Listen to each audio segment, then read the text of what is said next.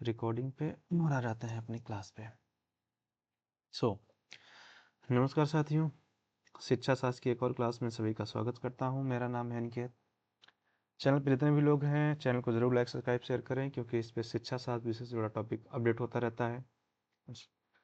Last class में हम लोगों ने आदर्शवाद के बारे में पढ़ा कि फिलोसफी उसका क्या है, मेटाफिजिक्स क्या है, एपिस्टेमोलॉजी क्या है, एक्सियोलॉजी क्या है, वहाँ पे विद्यालय कैसा होना चाहिए, ठीक है, शिक्षक का रोल क्या है, स्टूडेंट का रोल वहाँ पे क्या है, एक्सेट्रा एक्सेट्रा सारी चीज़ें कवर की। उसी सीरीज को हम कंटिन्यू करते हुए आज हम पढ़ने वाले हैं नेचुरलिज्म, यानी हम बात करेंगे अपने प्रकृतिवाद की। तो सबसे पहले हम अपने बेसिक कॉन्सेप्ट पे जाते हैं कि प्रकृतिवाद का अर्थ क्या है। देखो, बहुत सिंपल वे में ये कहते हैं कि जो हम प्रकृति नेचर देखते हैं उसी प्रकृति की बात कर रहे हैं, पर उसको बहुत ब्रॉडर वे में। तो उनके अनुसार है कि naturalism believes nature is the ultimate reality. अब यहाँ पे ध्यान देना कि कोई गॉड नहीं है, ये नेचर को ही गॉड या भगवान, आपको जो कहना है मान लीजिए, इनका कहना है। और इनका ये मानना है कि जो भी घटनाएं घट रही हैं, जो भी चीज़ें हो रहे हैं, जो भी फिनोमिनन्स हो रहे हैं, उन सब के पीछे क्या है, हमारी सिर्फ प्रकृति है या नेचर, यानी everything explain through out natural law, यानी प्राकृतिक नियमों के द्वारा हर चीज़ समझी जा सकती है। और इनका अनुसार है कि सीधे से कि प्रकृति ही सर्वोच्च है, सत्ता है, और प्रकृति ही अंतिम सत्य है। अब अगर हम परिभाषा बात करें तो यही है कि nature is the supreme reality, प्रकृति सर्वोच्च वास्तविकता है, और man is the part of nature. और उनका दूसरी बात ये थी कि ये मानते थे कि जो मनुष्य है वो प्रकृति का हिस्सा है, उससे डिफरेंट नहीं है। और ये कहीं ना कहीं थोड़ा सा सिमिलर हो जाती है जब हम लोग वेदांत दर्शन आगे पढ़ेंगे, ठीक है। वेदांत दर्शन में एक चीज आता है कि ब्रह्म का कॉन्सेप्ट आता है, थोड़ा सा मैं समझा देता हूँ। ब्रह्म, ठीक है, तो ब्रह्म को पूर्ण माना जाता है और हम जो मानव है उसका हिस्सा माना जाता है, अंश माना जाता है, ठीक है। तो उसी तरह यहाँ पे, लेकिन यहाँ पे क्या है कि प्रकृति सब कुछ है, इन सिंपल वे में कि यहाँ की प्रकृति ही एवरीथिंग। अब एक इसके हम दार्शनिक बात करें जहाँ से ये एक्चुअली फेमस हुई है, तो एक दार्शनिक है वेस्टर्न के, रूसो। इनका वैसे पूरा नाम जीन जैक्वा रूसो है। इन्हें एक्चुअल में फादर माना जाता है नेचुरलिज्म का। और उनका जो ये पूरी फिलोसफी बेस है, वो उनकी एक बुक है एमिल, उस पे पूरा है। ये उनकी किताब का नाम है, उसमें एक कैरेक्टर भी होता है, उसका नाम भी एमिल ही होता है। और उसके बाद जो इसके सपोर्टर आते हैं तो हर्बर्ट स्पेंसर आते हैं। अगर हम इंडियन पॉइंट ऑफ व्यू में बात करें तो हमारे रविन्द्रनाथ टैगोर आते हैं, जो कि नेचुरलिज्म फिलोसफी को काफ़ी फुलफिल करते हैं। चलो आगे चलते हैं। अब अगर इसके हम टाइप्स की थोड़ा बात कर लें, अगर याद हो तो आदर्शवाद वाली क्लास में मैंने डायरेक्ट फिलोसफर के अकॉर्डिंग बता दिया था, लेकिन अगर यहाँ बात करें जैसे कि कुछ बेसिक फॉर्म्स है, जैसे भौतिकवाद, प्रकृतिवाद, ठीक है, भौतिक वाली सॉरी फिजिकल नेचुरलिज्म। तो यहाँ पे प्रकृति ही वास्तविकता है, और ये मैटर मानते हैं कि जितनी भी चीज़ें उनको एज अ मैटर लेते हैं। फिर हम मैकेनिकल में बात करें तो ये उनका मानना है कि मनुष्य क्या है कि वो भी एक तरह का प्रकृति है, लेकिन वो मशीन है जिसमें से स्टिमुलस और रिस्पॉन्स हो है, यानी व्यवहार है, उत्तेजना होती है, प्रतिक्रिया करता है। फिर बायोलॉजिकल नेचर जैविक विकास का सिद्धांत मानता है। और ये कहते हैं, जो शिक्षा की बात करते हैं तो प्राकृतिक विकास की प्रक्रिया के रूप में मानते हैं। और ये जो बायोलॉजिकल है, इनका ये कहना था कि इवोल्यूशन, यानी आप हमेशा विकसित होते हैं। जैसे डार्विन का सिद्धांत है, कई सिद्धांत आप लोग पढ़ते हैं ना, तो उसी की ये बात करते हैं कि आप लगातार क्या होता है, विकसित होते जाते हैं, विकसित होते जाते हैं। अब हमारे आते हैं इनके मेन कॉन्सेप्ट, यानी मेटाफिजिक्स क्या है। तो वही चीज है कि प्रकृति ही वास्तविकता है, nature is the ultimate reality. कोई अलौकिक शक्ति को नहीं एक्सेप्ट करते, और मनुष्य भी क्या होता है कि पार्ट है। और ये चाहे इसको आप चाहे या पदार्थवादी मान लीजिए या मशीन भी जो मान लीजिए, लास्ट में इनका जो कंक्लूजन निकलता है कि प्रकृति ही अंतिम रियलिटी है, या प्रकृति ही वास्तविकता है। तो यहाँ पे मन का कोई स्थान नहीं है, भगवान का कोई स्थान नहीं है, मनस का कोई स्थान नहीं है, ठीक है, आत्मा का कोई स्थान नहीं है। यहाँ पे जो स्थान है तो किसकी है, सिर्फ प्रकृति की। अब हम ज्ञान मीमांसा की बात करेंगे। देखना, अब यहीं से तुलना होगी। अब यहाँ पे जो ज्ञान को दिया गया है, किस कैसे प्राप्त करेंगे। अब यहाँ पे इंद्रियों या सेंसेस को दिया जाता है, जबकि आप जब हम लोग आदर्शवाद पढ़ रहे थे, तो आदर्शवाद आइडियलिज्म में ऐसा नहीं था, वहां पे आपके माइंड को माना गया था। और यहाँ पे सेंसेस को ज्यादा फोकस किया गया, जबकि यहाँ पे माइंड को हटा दिया गया है। दूसरा ये कहते हैं कि लर्निंग बाय एक्सपीरियंस होना चाहिए, एक्सपेरिमेंटल और ऑब्जर्वेशन थ्रू आउट। अगर हम एक्सियोलॉजी की बात करें, यानी मूल्य मीमांसा की बात करें, तो मूल्य प्रकृति से उत्पन्न होते हैं, यानी इनका जो वैल्यूज हैं, इनका ये मानना है कि नेचर जो बनाई है या जो नेचर के थ्रू आप सीखते हैं वही है। और किसी भी शाश्वत, जैसे हम जब बात करते थे आइडियलिज्म की, तो वहाँ पे जैसे हम एक सिंपल लाइन कहते हैं ना, सत्यम शिवम सुंदरम, तो ऐसी कोई चीज़ों पे ये नहीं मानते। सही गलत इनका ये था कि उपयोगिता और अनुभव यानी आपके लिए यूज़फुल है और आपके एक्सपीरियंस पे होती है। तो इसका ये था कि नेचर है, एक्सपीरियंस है और आपको नॉलेज मिला। यानी नेचर से क्या है, आपको एक्सपीरियंस, आप नेचर के ही थ्रू एक्सपीरियंस लेंगे और उसी से आप नॉलेज पाएँगे। अब अगर इसके जैसे 3-4 पॉइंट हमने रखे हैं कि प्रकृतिवाद के जो मेन थ्योरी क्या है, स्ट्रीम, तो वहाँ पे ये आता है कि संसार की रचना प्रकृति ने की है, ईश्वर ने। अब यहाँ देना, यहाँ पे ये जो भगवान मानते हैं, ये अपनी नेचर को ही मानते हैं, प्रकृति को ही मानते हैं और किसी को नहीं मानते। तो अगर इस सृष्टि को अगर इनके हिसाब से जब आप एक्सप्लेन करेंगे, और हाँ, एग्जाम हॉल में ये मत कर देना कि आया क्वेश्चन पूछा गया प्रकृतिवाद क्या है बताएं, परिभाषा सहित व्याख्या दीजिए, ठीक है। और तुम्हें प्रकृतिवाद नहीं याद था आदर्शवाद। तुमने क्या किया कि प्रकृति हटा के यहाँ तक हटा के लिख दिया आदर्शवाद, और जहां जहां प्रकृति था वहां आदर्श करता। ऐसा मत लिख देना, टीचर है वो जानता है, वो तुरंत काट के जीरो कर देगा। तो जब एक चीज फिलोसफी में कंफ्यूजन भी बहुत ज्यादा होता है, तो इस चीज को बिल्कुल अवॉइड करना कि जब जिस फिलोसफी के बारे में पूछा जाए बस वही आंसर दोगे तभी नंबर मिलेगा। पूछा गया यथार्थवाद बता के चले जाओगे, प्रयोजनवाद, तो कोई नंबर नहीं मिलेगा। इस चीज का बिल्कुल ध्यान देना। तो जैसे इसके कुछ बेसिक्स प्रिंसिपल जो हैं, प्रकृति सर्वोपरि है, बालक को ये बहुत ज़्यादा इंपॉर्टेंस देते हैं। जबकि यही चीज़ अगर हमने जब आदर्शवाद में पढ़ी तो हमने कहा शिक्षक को ज़्यादा इंपॉर्टेंट देते हैं, बालक को कम देते हैं। दूसरी चीज़, ये कहीं ना कहीं रटंत प्रणाली का विरोध करते हैं, पुस्तकी ज्ञान का ये विरोध करते हैं, और इसीलिए नेचर के थ्रू लर्निंग की बात करते हैं, किसी और के थ्रू लर्निंग की बात नहीं करते हैं। और इसी में एक इनका कॉन्सेप्ट आता है निगेटिव एजुकेशन, जो कि बहुत इंपॉर्टेंट है। कई बार पूछा जाता है कि निगेटिव एजुकेशन का कॉन्सेप्ट बताइए। इनका ये मानना था कि बालक को सीधे क्या है ना, गुण ना सिखाकर, मतलब हम कोई चीज ये कहते हैं ना कि ये मत करो, ये गलत बात है, हम अच्छी हैबिट्स सिखाने पे लगे रहते हैं बच्चे को कि अच्छा करो, अच्छा बनो, अच्छा देखो। तो ये कहते हैं कि हम उसे पॉजिटिव चीजें ना सिखा के बताएं कि ये निगेटिव है, डायरेक्ट है, कि अवगुणों से बचाना चाहिए। बल्कि उसे हम अगर ये कहें ट्रूथ या वेलनेस का जो लेक्चर देने के बजाय उसके हम सेंसेस को ट्रेन करें, यानी इंद्रियों को हम वो क्या करें, ट्रेनिंग दें। तो ये इनका निगेटिव एजुकेशन का कॉन्सेप्ट था। और निगेटिव एजुकेशन थोड़ा सा कॉन्सेप्ट यहाँ पे ऐसे भी लिया जाता है कि आदर्शवाद का विरोधी दर्शन है। जैसे आदर्शवाद में पुस्तकीय ज्ञान पे बल दिया जाता है, टीचर के थ्रू आउट भी लर्निंग को फोकस किया जाता है, ठीक है। और यहाँ पे क्या है कि ऐसी चीजें नहीं है, यहाँ पे हम फोकस करते हैं छात्र पे। तो इस पे ज्यादा बल दिया जाता है, तो इस वजह से भी। लेकिन जो इसका मेन निगेटिव एजुकेशन का कॉन्सेप्ट ये था कि हम पॉजिटिव चीजें ना सिखा के बच्चे को निगेटिव चीजें से अगर हम क्या करेंगे, अवगत करा देते हैं, उसको हम समझा देते हैं, बता देते हैं, तो वो जान जाएगा। और स्वतंत्रता जो अगर हम बात करते हैं, तो इनका ये था कि किसी भी प्रकार के फोर्सफुल या डिसिप्लिन नहीं थोपना चाहिए।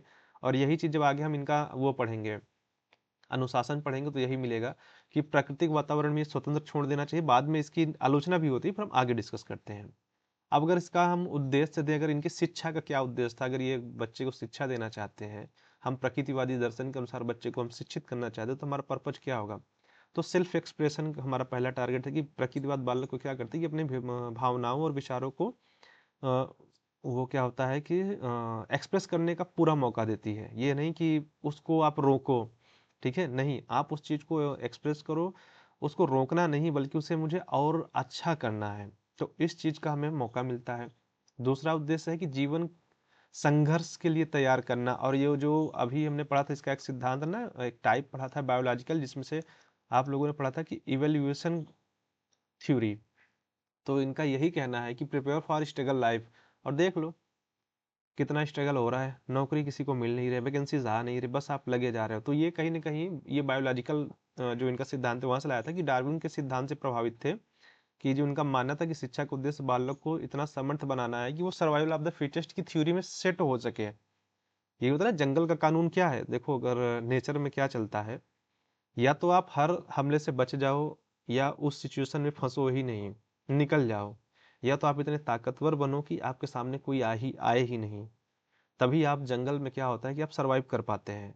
वही चीज इन्होंने भी कहा कि ये जीवन भी एक जंगल है, और यही एक तरीका है सरवाइव करने का। चलो, और इसके बाद हर पूर्ण जीवन की तैयारी, प्रिपरेशन फॉर कंप्लीट लाइफ की बात करते हैं लिविंग थिंग के। तो यहाँ पे हार्वर्ड स्पेंसर एक फिलोसफर है, तो इन्होंने इसमें 5 चीजों को रखा था। जैसे सबसे पहले होता है कि अपने आप को हील रखना, स्वस्थ रखना, हेल्दी रखना, आत्म संरक्षण।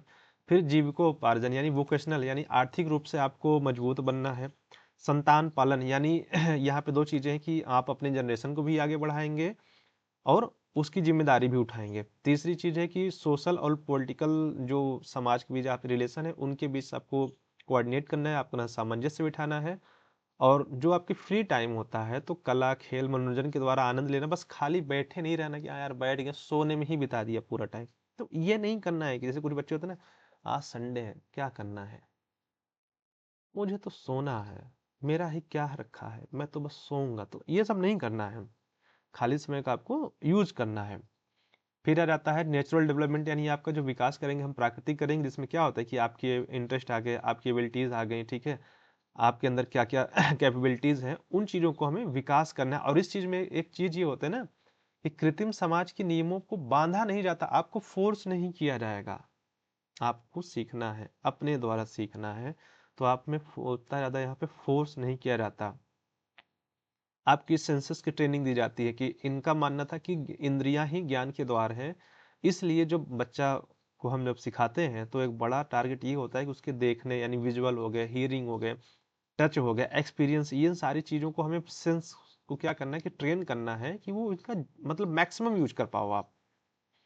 अब हम कैरिकुलम बात करें तो आदर्शवाद के अपोजिट चलता है, मोस्टली यहाँ पे साइंस और नेचर को ज़्यादा वो दिया जाता है, वोकेशनल एजुकेशन के इंपॉर्टेंस दिया जाता है, क्योंकि आदर्श, इसको आदर्शवाद का विरोधी दर्शन भी कहा जाता है। तो एक चीज जान लो कि जो आदर्शवाद में कमजोर होगा यहाँ पे वो मजबूत होगा, और जो वहाँ पे मजबूत होगा यहाँ पे वो कमजोर होगा। तो जैसे यहाँ पे एक बहुत सिंपल होता है कि शिक्षक आदर्शवाद में एकदम टॉप पे है, यहाँ बैठा है, छात्र बेचारा यहाँ दुबका है, यहाँ पे जस्ट उल्टा हो जाएगा, शिक्षक नीचे आ जाएगा, छात्र ऊपर चला जाएगा।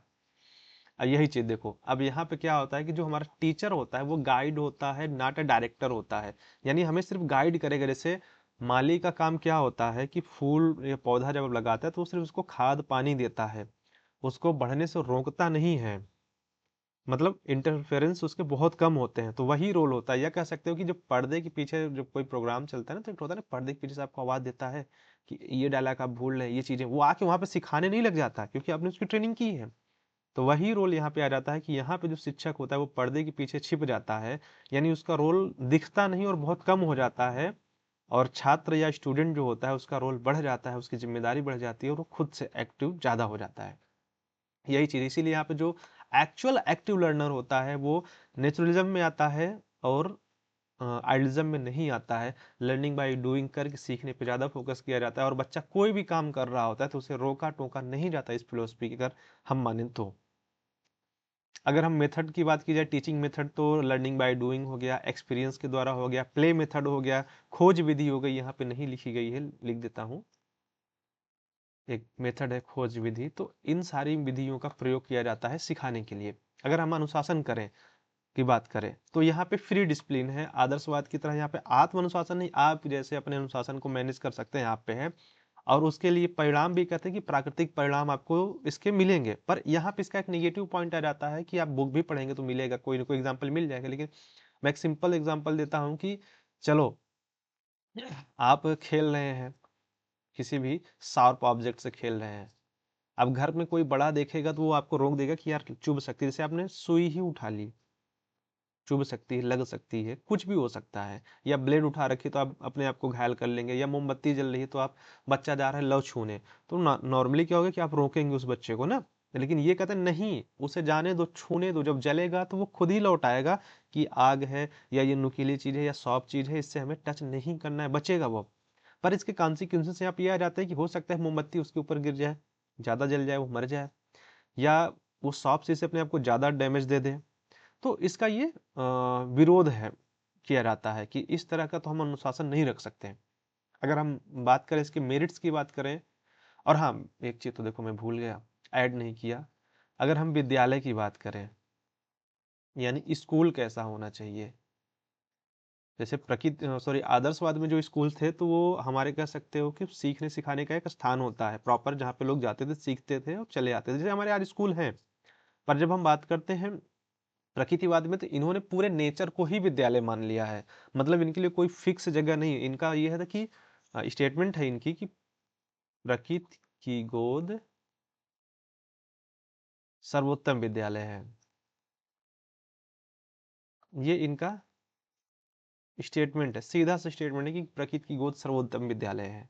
सीधे ये बात कहते हैं और कुछ नहीं कहते हैं। मतलब इन्होंने प्रॉपरली कोई चीज़, जगह, लोकेशन नहीं फिक्स की। इनको ये था कि नेचर, कि अगर बच्चा पेड़ पे बैठ के सीखना चाहता है तो उसे सीखने दो, वो झूलते झूलते पढ़ना चाहता है तो सीखने दो। मतलब उनका ये था कि बंदे को, सॉरी, बच्चे को आप किसी बंद जगह या बंद कमरे में, जैसे ट्रेडिशनल पढ़ाई होती है, उस तरह की पढ़ाई नहीं करवाना है।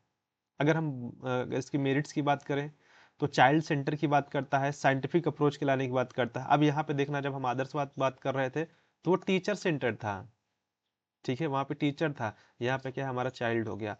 वहाँ पे हम जो हम हमारा सिलेबस था वो धर्म हो गया, रिलीजन हो गया, सॉरी एक ही चीज़ हो गई, फिलोसफी हो गया, लिटरेचर हो गया, उन पे फोकस किया जा रहा था। यहाँ पे चीज़ें बदल गई, यहाँ पे साइंस आ गया, वोकेशनल हो गया, आपके बाकी चीज़ें हैं, बट फोकस एरिया आपका बदल गया। दोस्त की बात करें तो इग्नोर करते हैं मोरल वैल्यूज की।